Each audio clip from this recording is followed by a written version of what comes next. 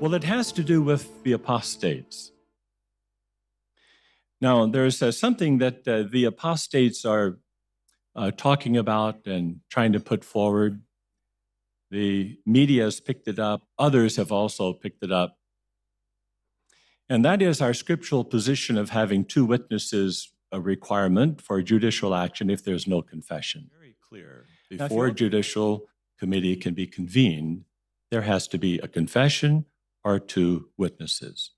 So we will never change our scriptural position on that subject. Jehovah's given.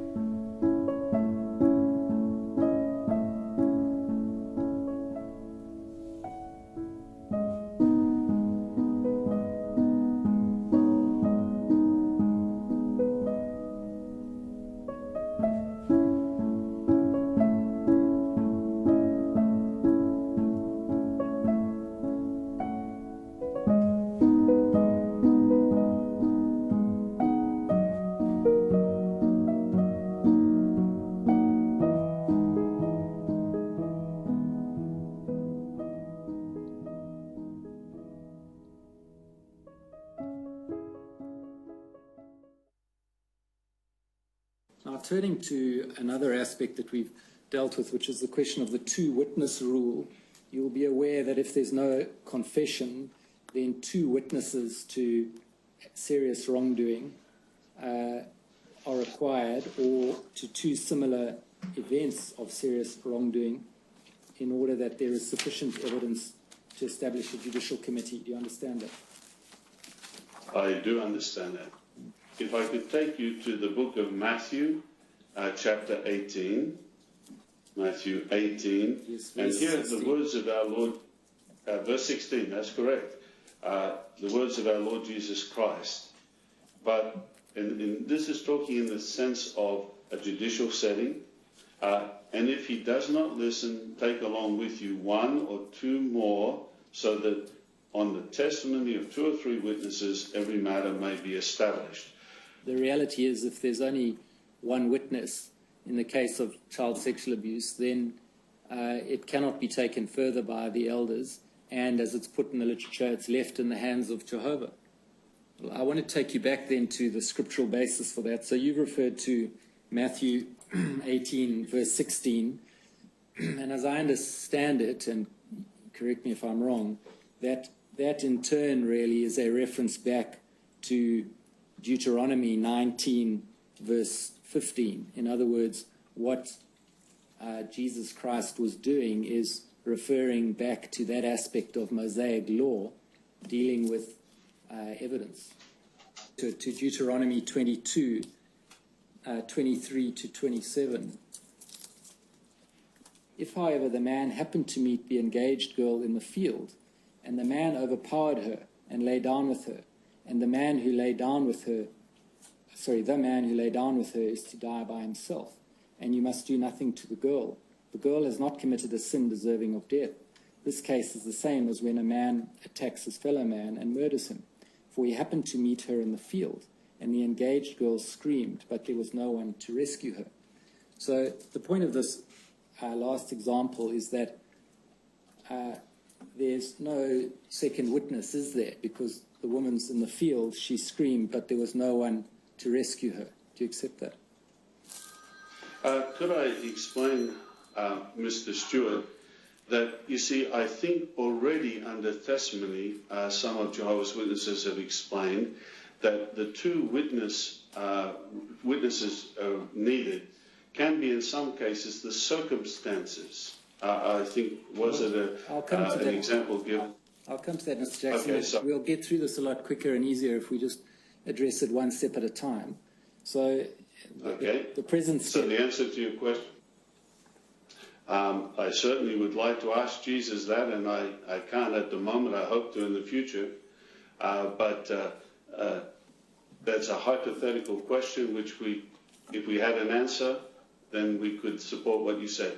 Well, it's hypothetical in a sense, but really what I'm driving at is the scriptural basis, and you the scholar, I'm not, is the scriptural basis to the two-witness rule really so solid, or is there not space for your governing body to recognize that in cases of sexual abuse, it need not apply? Again, if I could just mention the fact that we've already acknowledged that circumstances can also be one of the witnesses. Well, I'll come to that, but my question is a different one. It's whether the scriptural basis to the two-witness rule in relation to cases of sexual abuse has a proper foundation. We believe it does, because of the number of times that principle is emphasized in the scriptures.